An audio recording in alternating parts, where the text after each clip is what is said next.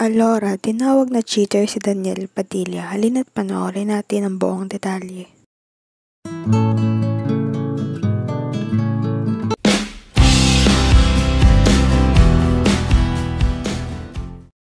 Isa sa mga BFF ni Kat si Alora.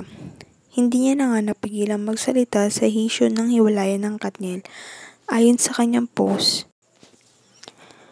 cheater naman talaga, ayaw pang umamin kaloka kayo. Isa nga siya ngayon sa mga nagpapasaya at sinasandalan ni Catherine Bernardo matapos nilang maghiwalay ni Daniel Padilla.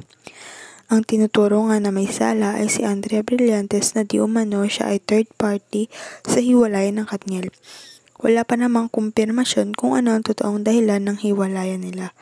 Dahil na rin sa respeto sa isa't isa at pinagsamahan nilang 11 years.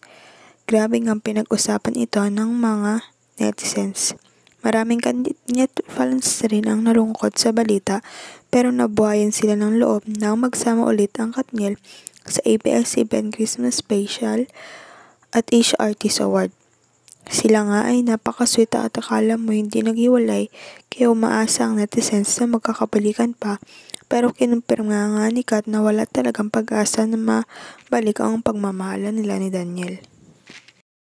Maghintay na lamang tayo ng susunod na update. Huwag kalimutang mag-like at subscribe sa aking YouTube channel Selyang Beats. Baka kayo ang isa sa manalo ng 500 pesos sa December 25. Maraming salamat po.